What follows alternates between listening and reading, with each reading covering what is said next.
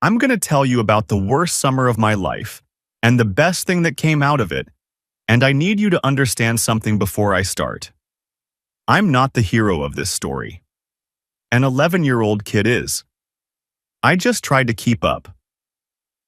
We were 4 days into a 2-week fishing trip, Boundary Waters, northern Minnesota. If you've never been, I can't explain it to you in a way that does it justice, but I'll try. It's the kind of quiet that has weight to it. No cell towers, no traffic. Just water and pine and sky so big it makes your problems feel the size they actually are, which is small. Usually.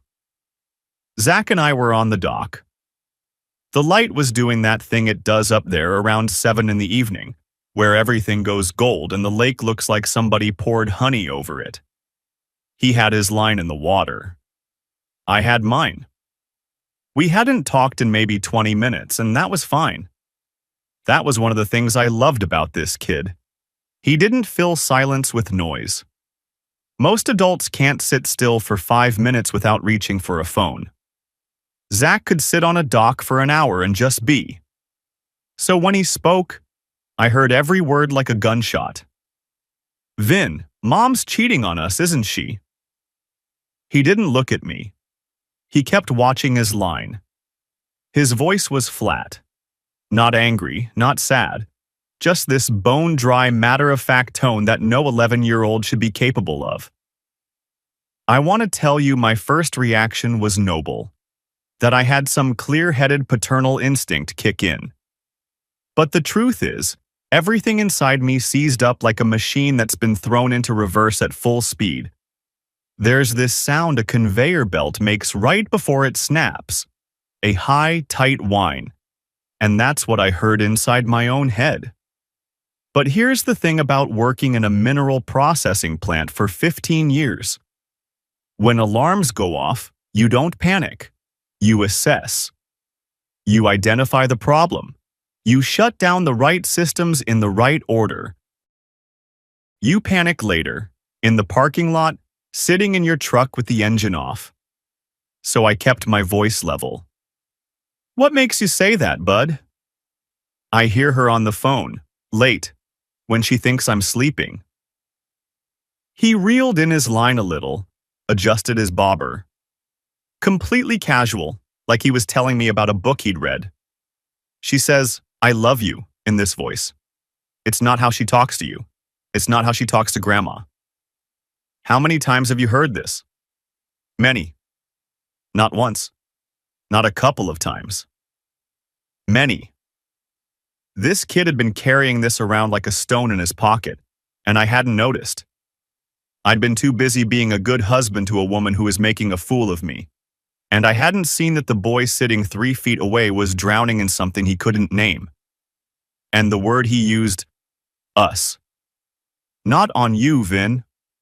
On us. He felt it too. The betrayal wasn't just mine. It was his. Because when you're 11 and a man shows up in your life and fixes your bike and builds you a treehouse and takes you fishing every summer and never misses a single school play, even the terrible one where you played a tree, that man becomes yours. And when your mother risks that, she's not just risking her marriage. She's risking you. I put my hand on his shoulder. I didn't squeeze. I just rested it there. "Thank you for telling me," I said. That's all I said. I didn't ask anything else. I didn't promise anything. I didn't say it would be okay, because I didn't know if it would be. We sat there until the light drained out of the sky and the mosquitoes got bad enough to drive us inside. I heated up canned chili on the camp stove, and we ate without talking much, and then Zach climbed into his sleeping bag and was out cold in 10 minutes, the way kids can just shut off when they're exhausted. I lay awake until 3 in the morning. The ceiling of that cabin had a water stain in the shape of Lake Superior. I'd stared at it every summer for 4 years and never once thought it was anything other than charming. That night, it just looked like damage. like something that had been leaking for a long time before anybody noticed. I made one decision before I fell asleep. I was not going to ruin this trip. These 2 weeks belonged to Zach. He'd waited all year for them. Whatever was waiting for me back in Duluth, whatever was rotting inside my marriage, it could rot for 10 more days. These were his days. Not mine. Not hers. His. I should back up. Megan and I met at a community fundraiser in the fall of 2020. I was 3 years out of my first marriage. No fireworks, no drama, just two people who realized they'd been better roommates than partners. No kids. We split the furniture and wished each other well. Took me a while to want to try again. Megan was there volunteering, running the bake sale table, and she had this laugh that carried across a gymnasium. Full-throated, head back, completely unself-conscious. She was recently divorced, had a 7-year-old boy, and was wound so tight you could practically see the guardrails she'd built around herself. Friendly, warm, charming. But she kept you at exactly the distance she wanted, and if you tried to step closer before she was ready, she'd find a reason to disappear. I didn't push. That's not who I am. I'm a plant operator. I monitor gauges. I watch systems. I wait for things to be ready before I adjust them. So I was patient, and I let her set the pace. And one Saturday I came over to fix a leaky faucet because she'd mentioned it in passing and I had the tools in my truck anyway. Zach was sitting at the kitchen table doing homework. He looked up and said, "Are you Mom's boyfriend?" And Megan nearly choked on her coffee. I said, "I'm the guy fixing the sink. What subject?" He said, "Fractions." I said, "Fractions are just division pretending to be fancy." And he laughed, and that was the beginning. I didn't try to be his dad. His biological father was a man named Kyle Larson, lived out in Amarillo, worked oil rigs, saw Zach once a year at Christmas when he remembered, which wasn't every year, paid the bare minimum in child support and called it done. So there was this gap in Zach's life the size and shape of a father, and I could see it. But I also knew that if I tried to fill it too fast, I'd just be another man who let him down. So I showed up. That was my whole strategy. I fixed the bike when the chain came off. I helped with the homework. I showed up to the school thing when Megan had to work late. I didn't announce myself. I just was there. One evening, Zach was maybe 8 by then.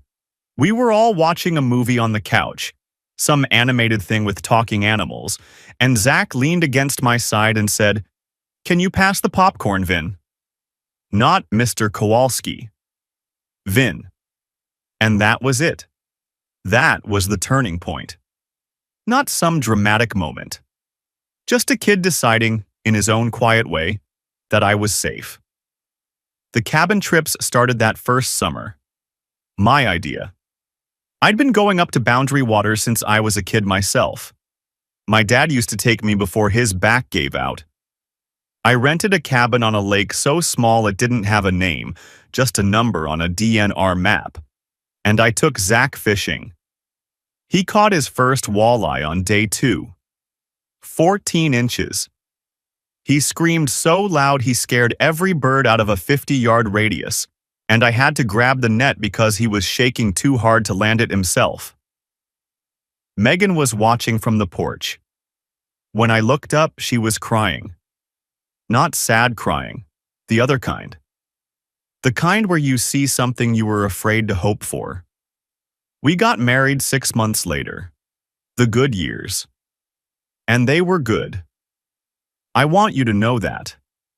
I'm not going to sit here and tell you the whole thing was rotten from the start, because it wasn't.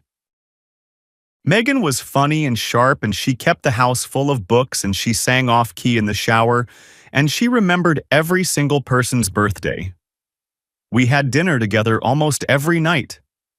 I worked my shifts at the plant, she worked at the library, and in between we built something that felt, to me, like the real thing.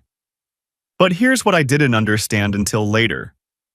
Megan grew up in a house where the volume was always turned up. Shouting, slamming doors, her parents splitting and reconciling every 6 months like it was a hobby. Chaos was her baseline, and she'd tell you she hated it. And she did. But there's a difference between what you hate and what you're wired for. Stability, to Megan, felt like being ignored.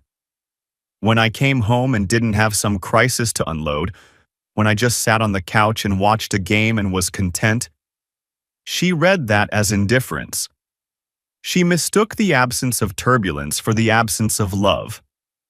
I'm not making excuses for her. I'm telling you what I figured out after the fact, when I had plenty of sleepless nights to run the tape back. And I should mention Nicole Pruitt, because she matters. Nicole was Megan's closest friend. Had been for 6 years. They did everything together. Book club, school pickup, girls' nights, double dates with their husbands. Nicole's husband was a dentist named Derek, practiced over in Superior, Wisconsin. They had 2 little girls who treated Zach like a big brother. We'd been to their house a dozen times. They'd been to our cabin. Derek grilled steaks and told bad jokes and went to church every Sunday and shook your hand like he meant it. Remember those names. They're going to matter. We came back from the trip on a Thursday in late July.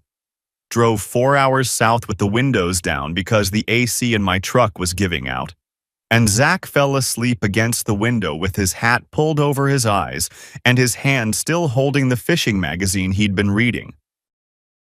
I carried him inside even though he was getting too big for that, and Megan met us at the door and I hugged her and told her about the fish and showed her photos on my camera, and I acted like everything was fine. I was terrifyingly good at it. Turns out when your job is monitoring systems for irregularities, you learn to keep your face still even when something's redlining. I gave myself 5 days. Not to snoop. I want to be clear about that. I wasn't going to go through her phone or follow her or any of that. I just watched.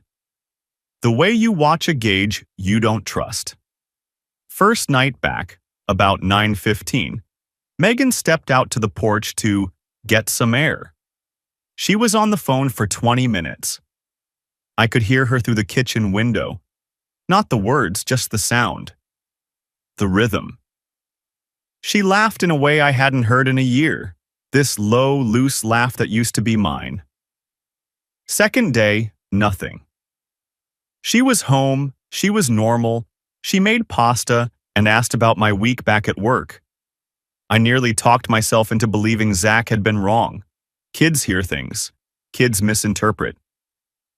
Third night, she told me she was going to Nicole's for book club. She came home at 11:40. In 4 years, book club had never gone past 10. I was in bed pretending to be asleep when she slid in next to me. She smelled like restaurant. Not like Nicole's kitchen. Like restaurant. Garlic and wine and that particular warmth of a place that isn't your house. Fourth day, I did the laundry.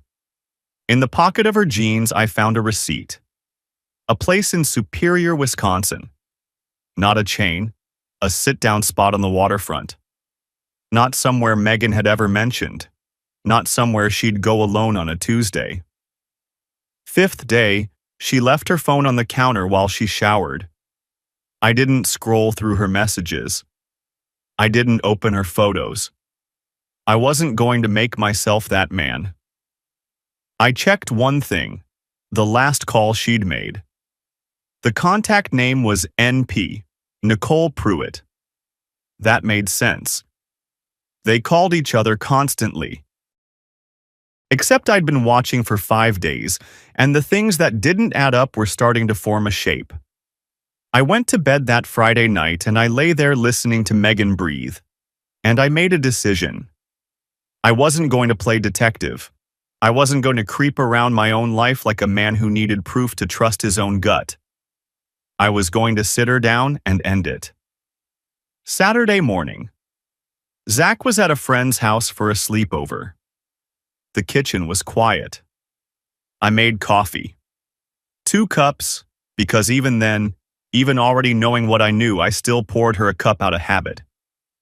She came down in her robe and sat across from me and took the mug and said, "Thanks, babe." I let her take a sip. Then I said it. "We need to talk. I know what's going on. I'm not going to ask who. I don't care who. I'm telling you it's over." She set the mug down. "What are you talking about?" "Don't." I kept my voice even. Not cold, just even. "Zach heard you, on the phone, late at night. Our kid heard you, Megan." I said our, not your. I know I did that on purpose, even in the moment. Because Zach was mine. Maybe not by blood, but by every single thing that matters more than blood, and she was going to hear me claim him. The color left her face. And I could see the exact moment she recalculated. Not guilt about the affair, not remorse for what she'd done to me. The fact that Zach knew. That's what hit her.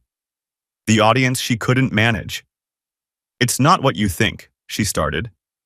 "It was just, things between us have been," I said. "I don't care who. I don't care why. I care that you did it in a house where our kid could hear it. That's it. I've had enough." I stood up and walked to the bedroom. I'd already thought about what to pack. I'd been running it in my head all night. 1 duffel. Enough for a week. I'd come back for the rest. She followed me down the hall. "Vincent, wait. Can we please talk about this like adults?" I zipped the bag. Looked at her. "That's exactly what I'm doing." I walked to the front door. She stood in the hallway with her arms crossed, and I could see the machinery spinning behind her eyes, trying to find the right words, the right angle, the thing that would make me stay long enough for her to regain control of the situation. But I was already out. Not in anger, in clarity. There's a difference, and she could see it, and it scared her more than yelling would have. I drove to Russell Bauer's apartment on the east side of town. Russ was my closest friend, worked the same plant, went through his own divorce 3 years back and came out the other side with a crummy apartment and a decent attitude about it. I sat in his parking lot for 10 minutes before I went inside. That's where the grief found me. Not in the kitchen, not in front of her. In a parking lot, alone in my truck, with the engine off and the windows up. I put my forehead on the steering wheel and I just came apart for about 5 minutes. Then I put myself back together because that's what you do, and I went upstairs and knocked on Russ's door. He opened it in sweatpants and a Vikings jersey, took one look at my face and said, "Couch is yours. Beer's in the fridge. Tell me when you're ready." I wasn't ready that night. But by the second beer, I told him. And Russ, to his credit, didn't say, "I told you so," or "all women," or any of that garbage. He just listened. And then he said, "Monday morning, you file. Don't wait. The one who files first controls the tempo." Russ was a simple man in a lot of ways, but he wasn't wrong about that. Monday morning, I was at the St. Louis County Courthouse when the doors opened. Filing for divorce in Minnesota is straightforward, no-fault state, which means the reason doesn't matter to the court. You check a box that says the marriage is irretrievably broken, and that's that. No need to prove anything. No need to tell them your wife was whispering, "I love you" to another man while your stepson lay awake down the hall. The filing was the easy part. The hard part came when I asked the clerk about custody. She was a heavy-set woman with reading glasses on a chain, and she'd probably sat behind that counter for 20 years. But when I said the word stepson, Her face did this thing. Not pity, exactly. More like the look a doctor gives you when the test results aren't good. Is the child biologically yours? No. Have you legally adopted him? No. Then you'll want to talk to a family law attorney. You don't have presumptive rights. I knew that. Somewhere in the back of my mind, I'd always known it. But hearing it said out loud in a government building, under fluorescent lights, while holding a manila envelope with the word dissolution printed on it, that was different. That made it real. 4 years of showing up, 4 years of tucked-in bedtimes and packed lunches and teaching him to cast a line, and in the eyes of the state of Minnesota, I was a stranger. I called 3 attorneys from the parking lot. The first 2 were general practice, and they both said variations of the same thing. Step-parent visitation in Minnesota is an uphill battle, and without the mother's consent, you're looking at a long, expensive fight with no guarantee. Russ found the third one. He called me that evening and said, "I've been asking around. There's a woman in Minneapolis, Angela Prescott. She handles these exact cases. She's not cheap." How not cheap? $3.50 an hour. I did the math in my head. Then I called her anyway. Angela Prescott had a voice like a judge and the patience of a woman who'd heard every sad story in the state of Minnesota and still chose to do the work. She didn't give me sympathy. She gave me information, which was better. Minnesota Statute 257C.08, she said. It allows courts to grant visitation to a non-parent who has lived with a child for 2 or more years and established a parent-like relationship if denying visitation would be harmful to the child. The burden of proof is on you. What does that mean in practice? It means the most important person in this case isn't you, and it isn't your wife. It's Zach. If he can articulate the bond and a psychologist confirms it, we have a real chance. But if Megan fights it, and she probably will, this is going to be ugly, and it's going to be expensive, and you need to decide right now if you're willing to go through that. I already decided. Good. Then let's get to work. Here's where the story takes a turn I didn't see coming, and I need you to understand that I meant what I said in that kitchen. I didn't care who. I really didn't. Knowing who wouldn't change what happened, and it wouldn't help me get visitation. The affair was Megan's problem. The identity of the other man was Megan's mess. I was focused on one thing, Zach. But the information came to me anyway. Because life doesn't care about your priorities. About a week after I moved out, early August, I went back to the house while Megan was at work. I needed to grab a few more of my things, and Zach had asked me, over the phone, sneaking a call from the library where Megan worked, which should tell you something about the situation, for some stuff from his room. Specific stuff. His favorite fishing lure, a blue Rapala. His journal. A hoodie. I packed the bag. And while I was folding the hoodie, a piece of paper slipped out from under Zach's pillow. A drawing. Colored pencil on lined notebook paper. The kind of thing a kid does late at night when he can't sleep and doesn't have anyone to talk to. It was a picture of a woman standing on a porch holding a phone. The sky was dark. He'd pressed so hard with a black crayon that the paper was shiny. The woman was small and the porch was big, and the whole thing had this feeling of smallness and secrecy that made my chest tight. At the bottom, in his careful handwriting, she calls DP every night. DP. I stood in my stepson's room holding a child's drawing, and the floor shifted under me. Not NP, not Nicole Pruitt. DP, Derek Pruitt. Nicole's husband. The dentist from Superior. The man who grilled steaks at our barbecues. The man who shook my hand every Sunday at church and said, Good to see you, Vince. The husband of Megan's best friend. The father of two little girls who called Zach their cousin. I'm going to tell you what I didn't do, because it matters. I didn't punch the wall. I didn't call Megan.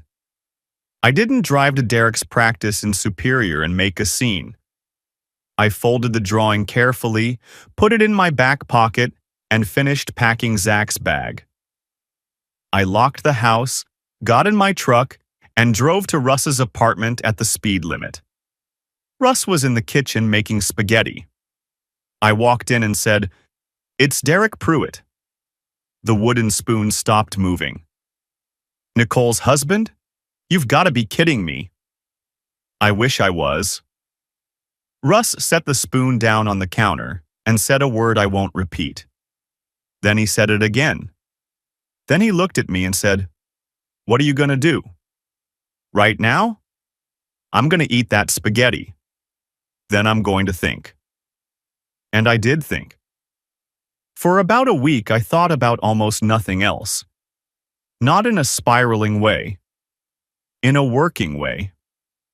The way I think at the plant when a system goes down and there are 15 things that need to happen, but only if you do them in the right order. I called Angela.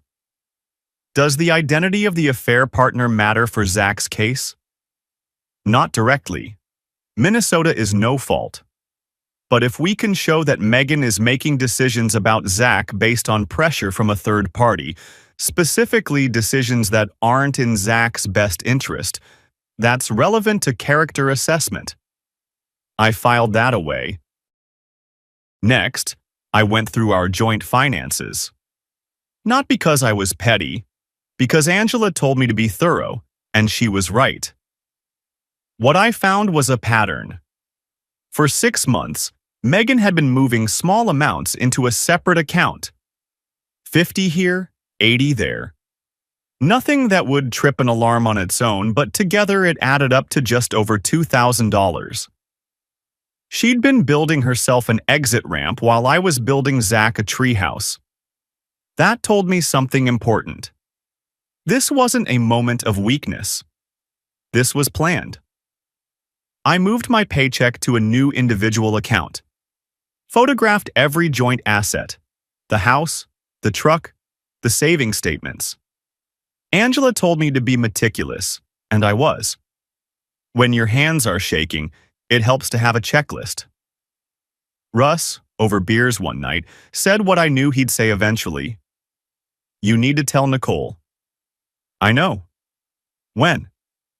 When the timing is right for Zach's case, not a day before. Russ looked at me for a long moment. You're thinking 3 moves ahead. I'm thinking about my kid. Then Megan called, crying. She said she'd ended it with Derek. She said it was a mistake. She said she wanted to try counseling, that she'd do whatever it took. You ended it because you got caught, I said. I'm not interested in being your backup plan. I hung up. And I felt, I'll be honest with you, I felt nothing. Not satisfaction, not sadness. Just a kind of emptiness, like the sound after a machine shuts off and the room is suddenly very quiet. A few days later, I had Zach for an afternoon. Megan had grudgingly agreed to some informal visits, probably hoping it made her look cooperative. We were eating ice cream at this place on Superior Street, and Zach said, casual as can be, Mom's friend Nicole's husband came over yesterday. He was helping Mom fix the sink. I set my cone down. Derek came over?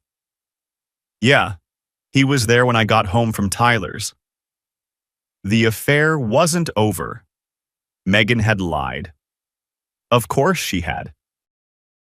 And now Derek Pruitt was in my house, around my kid, fixing a sink he had no business fixing. Something recalibrated inside me.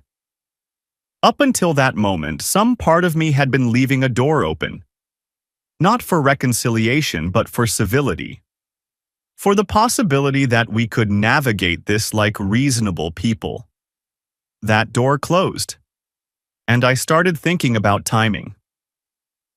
Late August, 3 weeks out from the day I'd packed that duffel bag in the kitchen, I called Nicole Pruitt. "Hey, Vincent, I've been meaning to reach out. I heard about you and Megan, and I'm so sorry. Are you doing okay?" "I appreciate that, Nicole. Can we meet for coffee? There's something I need to talk to you about." "Of course. Is everything all right?" "I'll explain when I see you." We met at a place downtown. Neutral ground. Public. I'd thought about how to do this for days, and I'd decided there was no gentle version. You don't cushion a sledgehammer. You just swing clean. She was already at a table when I got there, both hands around a mug, looking at me with the kind of open concern that made what I was about to do 10 times harder. Nicole was a good person. Not a perfect person. Nobody is. But a genuinely kind woman who baked casseroles when you had surgery and remembered your kid's birthday and showed up when people needed her. She didn't deserve this. I sat down across from her. "Nicole, there's no good way to say what I'm about to say, so I'm just going to say it. Megan's affair, the reason my marriage is ending, was with Derek." She didn't blink. Didn't gasp. Didn't do any of the things you'd expect. Her face just stopped, like someone hit pause. She stared at me for maybe 5 seconds, which is a very long time when you're sitting across from a woman whose life you're rearranging. Then, very quietly, "How long?" "At least 6 months. Based on what I've found." "Who else knows?" "You, me, my lawyer, and an 11-year-old boy who drew a picture of a mother making phone calls on the porch at night." Something changed in Nicole's face right then. Not collapse. The opposite. Something tightened, hardened, like wet clay being fired. She set her mug down and sat up straighter, and she asked, in a voice I'd never heard from her before, "Do you have proof?" I showed her Zach's drawing. I showed her the receipt from the restaurant in Superior. She looked at the receipt and closed her eyes and said, "The anchor. He told me he was at a dental conference that night. He told me—" She stopped, opened her eyes, put the receipt back on the table and squared it with the edge like she was organizing a desk. "I want you to know something," she said. "If this goes to court, about Zach, I will testify. I've seen you with that boy for 4 years. You're his father in every way that counts, and I will say so under oath." I hadn't expected that. I'd come to tell her the truth because she deserved it, and because the timing was finally right, and because I needed her to know before it all came out sideways. I hadn't come looking for an ally, but I'd found one. Then she told me something that changed the whole picture. "Derek's been calling Megan. I hear his phone at night. He goes out to the garage. I thought it was work. But Vincent, he's been telling her to fight you on the visitation."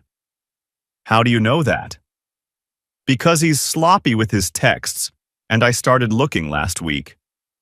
Before you called me, actually. I had a feeling. Turns out my feeling was right." She showed me a string of messages on her own phone. Texts Derek had sent Megan that Nicole had found and screenshotted. One of them said, "Don't let him get visitation. If Zach talks to a therapist, everything comes out." Let me say that again so you really hear it. This man, this church-going, handshaking, steak-grilling man, was pressuring my wife to keep me away from my kid. Not because he cared about Zach, not because he had any opinion about what was best for an 11-year-old boy, because he was afraid. Because if Zach got to talk to a counselor, Zach would talk about what he'd heard, and Derek's careful little life would come apart. He was using a child as a shield, and Megan was letting him. Nicole stood up. put on her sunglasses even though we were indoors, which told me everything about how close she was to losing it. I'm going to need my own lawyer. Thank you, Vincent. I mean that. She walked out. 2 marriages blown to pieces. 1 man responsible for both. Nicole didn't waste time. She filed the next morning. And she didn't play it quiet. She had Derek served at his dental practice. The process server walked in past the reception desk and handed him the papers in front of his staff. I didn't ask her to do that. That was all, Nicole. The woman who baked casseroles had steel in her I'd never seen before. Derek panicked. Of course he did. He called Megan. Megan called me. I didn't answer. She called again. I didn't answer that either. Then Derek himself showed up at Russ's apartment. I wasn't home, thank God. Russ was. Russ told me about it that evening, leaning against the kitchen counter with his arms crossed. He came to the door, red-faced, sweating. Told me to tell you, and this is a direct quote, "Tell your friend he needs to keep his mouth shut. This is between me and my wife." What did you say? I said, get off my porch. Russ shrugged. He got off the porch. I called Angela and reported the visit. She documented it. Potential harassment, she said. Relevant if Derek escalated. She was building a file the way I'd build a maintenance log. Every entry dated, every detail noted. And then came the part I'd anticipated but still wasn't ready for. The ripple effect. Duluth isn't a small town exactly, but it's not anonymous either. People know each other. The Pruitts were known. Church, neighborhood, school. Word got around fast. Nicole's friends rallied to her. Derek's colleagues started hearing things. A few patients quietly transferred to other practices. And Megan ended up in a place I don't think she expected. She wasn't the wronged wife. She wasn't the sympathetic single mom. She was the other woman. To her neighbors, her co-workers, her own family, she'd betrayed not just her husband but her best friend. Her mother called me one evening, voice shaking, and said, "I'm sorry, Vincent. I raised her better than this." I told her it wasn't her fault. I meant it. Under all that pressure, Megan did what cornered people do. She circled up. And the first thing she did was start cutting off my access to Zach. Canceled visits. Suddenly, Zach had a cold every other weekend. Suddenly, Zach had plans. She was building a wall around the boy, not to protect him, but to protect herself. I knew because Zach told me. He called me from the library phone, his mother's own workplace, which had a bitter irony to it, and whispered, "Mom won't let me see you this weekend. She said I have plans, but I don't have plans, Vin." My hand tightened on the phone. "Okay, bud, listen to me. This is temporary. I'm working on it." "Promise?" "Promise." I hung up and called Angela within 30 seconds. She's blocking me, canceled visits, making excuses. Angela's voice was calm and sharp at the same time, like a blade that's been properly maintained. "Then we file the motion. Right now." September. 6 weeks since I'd walked out of my own kitchen with a duffel bag. Angela filed the petition under Minnesota Statute 257C.08, a request for visitation rights as a de facto parent with a significant emotional bond to the child. She built the case the way you'd build a bridge, every support load-bearing, nothing decorative. 4 years of documented parenting, school records listing me as emergency contact, parent-teacher conference sign-in sheets with my signature, little league rosters where I was the assistant coach, photos from every birthday, every fish caught, every Christmas morning. Medical records from the time I took Zach to the ER when he fell off his bike and needed 4 stitches. I was the one who drove, the one who held his hand, the one who signed the intake form because Megan was in Minneapolis at a conference. Megan's attorney, a local guy, not a specialist, filed a response arguing that I had no legal standing, that the separation was too recent, and that I was using Zach as leverage in the divorce. That last one stung, I won't lie, because it was designed to sting. But it also told me Megan's lawyer didn't have much to work with, because when your strongest argument is questioning the other person's motives, it means you can't argue the facts. The judge ordered a psychological evaluation. A child psychologist named Dr. Janet Olson was assigned to interview Zach, Megan, and me separately. She'd write a report. The judge would use it to decide. And here's where Derek's shadow stretched over everything one more time. Through Nicole, Angela got hold of texts showing Derek was coaching Megan on what to say to the evaluator. One text in particular: "Don't let him get visitation. If Zach talks to a therapist, everything comes out." Angela read that text the way a hunter reads tracks. "This is no longer just a custody case," she told me over the phone. "We can show the court that Megan's objection isn't about Zach's welfare. It's about protecting a third party. That changes the whole landscape." Late September, 2 months since the doc, Dr. Olson's office was in a professional building near the hospital. Carpet, neutral paint, the kind of chair you sink into whether you want to or not. She was about 60, gray-haired, glasses, and she had this way of looking at you that made you feel like she was reading a page you didn't know you'd written. My interview was first. She asked the expected questions: how long I'd lived with Zach, what our routines were, how I saw my role. I brought the photos. Not a stack of them, just a handful. Zach's first walleye. The treehouse the day we finished it. Him standing in front of it with paint on his face. His school picture from 3rd grade, which he'd signed on the back in big letters. To Vin. From Zach. I talked for about 40 minutes. I told her about the homework, the camping trips, the bike riding. I told her about the time he had a nightmare about a bear and came into our bedroom and climbed into bed between us, and I carried him back to his room and sat with him until he fell asleep. I told her about the treehouse, how he'd picked blue paint, and I'd let him, even though it clashed with everything. I got through most of it fine. But when I told her about the day he learned to ride a bike, the way he looked back at me over his shoulder, this huge, terrified grin, pedaling for the first time without my hand on the seat, my voice broke. Just for a second. I cleared my throat and kept going. Dr. Olson made a note. Megan's interview happened the following week. I wasn't there, obviously, but Angela got the summary in the official report later.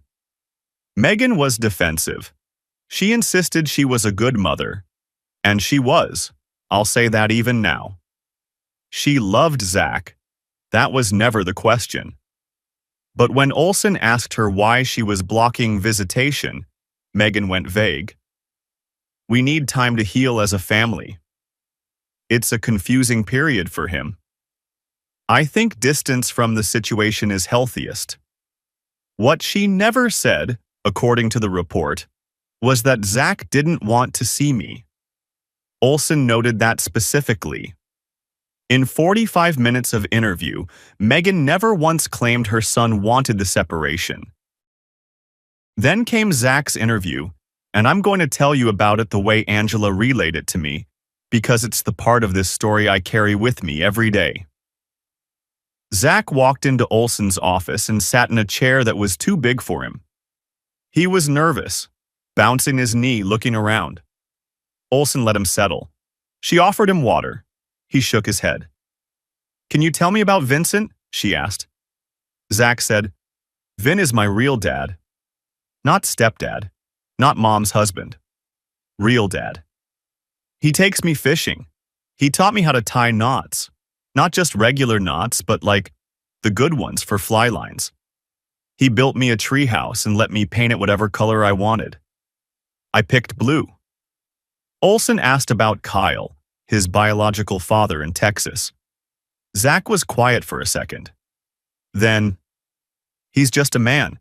He sends a card sometimes. He doesn't even know what grade I'm in." And then Olson asked the question that mattered most. "How do you feel about not seeing Vincent?" Zach sat there. Long pause. An 11-year-old boy finding the words for something that doesn't have easy words. "Like the lake is gone," he said. "Angela called me that evening. We got the evaluation. Olson's report says Zach has a primary paternal attachment to you. She's recommending regular visitation.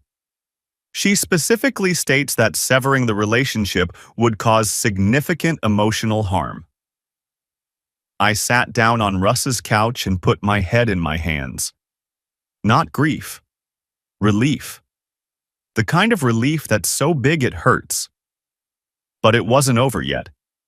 Because Derek Pruitt, cornered and losing everything, his wife, his reputation, his standing, did something desperate. Something that, if I'm honest, I should have seen coming. Early October. I got a call from Angela, and her voice had a different quality to it. Not worried, exactly. Tight.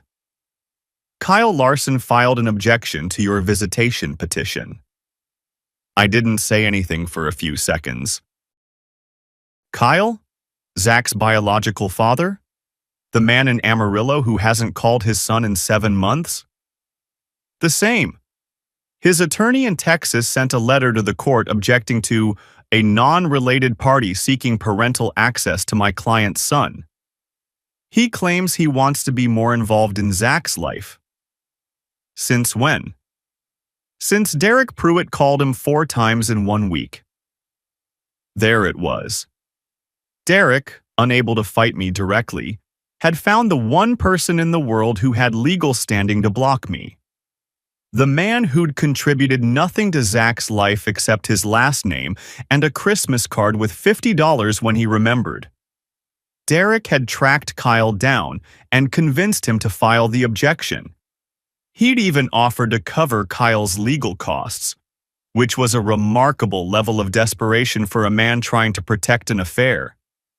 I'll tell you what that felt like. It felt like being at the bottom of a hole you've been climbing out of for weeks, and someone dumps a load of gravel on your head. But Angela wasn't done. "Here's what we're going to do. I'm subpoenaing Kyle's communication records, his visitation history, and his child support payments. And I'm subpoenaing Derek's phone records to show the connection." The evidence she compiled was brutal. Kyle had seen Zach 3 times in 4 years. He owed $11,400 in back child support. His last text to Zach had been 7 months ago. A single message that said, "Hey buddy, happy B-Day," sent 2 days after Zach's actual birthday. And Derek's phone records showed 4 calls to Kyle's number in the week before the objection was filed. The math was simple. At the pretrial hearing, Angela laid it out for the judge. Not dramatically, methodically. This wasn't a father advocating for his child. This was a third party manipulating the legal system to protect himself from the consequences of an affair. The judge, a woman in her 50s who'd clearly seen every version of human selfishness the family court system could produce, was visibly displeased. She struck Kyle's objection from the record and warned Megan's attorney that any further coordinated interference would result in sanctions. Kyle vanished back to Texas. I imagine he went back to his rig and his bar and his life that didn't include Zach, because it never really had. And Derek's last card had been played, and it hadn't worked. And the look on his face when the judge made her ruling was the look of a man watching a door close that he would never open again. Mid-October. 2.5 months from the day Zach said those 7 words on the dock, I walked into a family courtroom in Duluth. It was nothing like what you see in movies. No wood paneling, no dramatic overhead lighting. Fluorescent bulbs, worn carpet, a judge's bench that had coffee ring stains on the edge. A room where 1,000 families had come apart and been reassembled in different configurations, and nobody had bothered to renovate. Angela presented our case, methodical, organized. She put 4 years of my life with Zach on a table and let the evidence speak. The photos, the school records, the medical forms, the Little League rosters. Dr. Olson's evaluation, every word of it. Nicole's written statement, which was read into the record. I have watched Vincent Kowalski raise Zachary Larson for 4 years. He is patient, present, and loving. He is the best father I have ever seen. And I say that as someone who was married to a man I thought was a good one. Then the evidence of Derek's interference, the texts, the Kyle orchestration, the pattern of a woman being pressured to keep a child away from his primary father figure, not for the child's sake, but for the sake of a man trying to cover his tracks. Megan's attorney did what he could. He argued that Vincent's emotional attachment didn't override a mother's parental rights. He argued the separation was too recent for meaningful evaluation. He didn't touch the Derek issue. He couldn't. Then Megan took the stand. Her own attorney asked her standard questions, and she answered them competently. But on cross, Angela asked 2 questions that mattered. Mrs. Kowalski, has Zachary ever told you that he does not want to see Vincent? Long pause. Megan looked at her hands. No. Has Zachary asked to see Vincent since the separation? Longer pause. Her voice, when it came, was barely a whisper. Yes. Angela sat down. She didn't need to say anything else. The judge took a recess. Came back in 40 minutes. Granted visitation under Minnesota. Stat 257C.08. Every other weekend. Friday evening to Sunday evening. 2 consecutive weeks in the summer. Alternating holidays. Phone and video contact twice a week. Court ordered. Ironclad. Megan cried. Not the way she'd cried on the phone when she'd begged me to come back. This was different. This was the sound of a woman realizing that her 11-year-old son had chosen the man she'd betrayed, and that a judge and a psychologist and her own best friend had all agreed with him. I didn't feel triumph. I felt like I'd been holding my breath for 10 weeks, and someone had finally told me I could exhale. I walked out of the courthouse. Russ was leaning against my truck in the parking lot, arms crossed, wearing the same Vikings jersey he'd been wearing the night I showed up at his door with a duffel bag. Well, I got in the truck, closed the door, and I cried for the second time in my adult life. Russ stood outside and didn't say a word. He just waited. The divorce was finalized in December, quick by Minnesota standards. Megan got the house. She had Zach. It was the marital home. It made sense. I got a fair split of the rest. I rented a 2-bedroom apartment on the east side of Duluth, 10 minutes from Zach's school. The second bedroom was small. I put a bunk bed in it, the top bunk for the theoretical future, the bottom for Zach. A fishing poster on the wall. A blue-painted bookshelf we built together on his first weekend visit, and I let him pick the shade, and he picked the same blue as the treehouse. On the door, a handmade sign in his handwriting, Zach's room. That sign is still there. I never moved it. Megan didn't become a villain. I know some people want that, They want the cheater to fall apart, drink too much, lose the job, become a cautionary tale. That didn't happen. She kept working at the library. She kept the house clean. She was, by all accounts, still a decent mother. But something had shifted between her and Zach that no amount of normalcy could repair. He was polite with her, respectful, but careful. The way you're careful around something that's hurt you and might hurt you again. He didn't mention the phone calls. He didn't bring up Derek. He didn't need to. She lived with what she'd done in the silence between them, and I think that was worse than anything anyone could have said. Derek's world collapsed on a different timeline. Nicole's divorce was final by February. She got the house, primary custody of their girls, and a support order that reflected the judge's opinion of Derek's character. Several patients left his practice. His church friends evaporated. He moved to a smaller apartment in Superior and became the kind of man you see alone at a restaurant reading his phone. Nicole and I developed something I didn't expect. A friendship. Not romantic. Just two people who'd been standing on opposite sides of the same bomb when it went off and somehow ended up helping each other dust off. She invited Zach to her daughter's birthday parties. The kids stayed close. Nicole and I would sometimes sit on her porch while the kids played in the yard and drink coffee and say nothing in particular. And it was easy in the way that things are easy between people who don't need to explain themselves to each other. Kyle sent Zach a Christmas card in December. $50. Zach put the money in a jar on his nightstand, saving for a new fishing rod. He didn't send a thank you note. I didn't make him. In March, Megan called me. It had been weeks since we'd spoken about anything other than pickup times and school schedules. Her voice was different. Not crying, not angry, just small. I need to ask you something, and I need you to be honest. I waited. Was I a good mother? Before all of this? Was I good to him?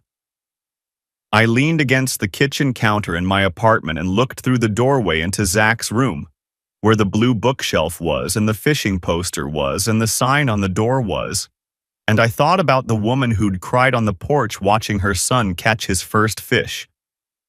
Yes, I said. You were. She hung up. That was the last real conversation we ever had that wasn't about logistics. July. 1 year out from the dock. Same cabin, same lake. Same 2-week window, court-ordered and ironclad, just like Angela had promised. We pulled up in the truck and Zach was out the door before I had it in park, running down the trail to the water to check if our spot was still there. It was. The dock had a new board on the left side where the old one had finally rotted through, but otherwise it was the same.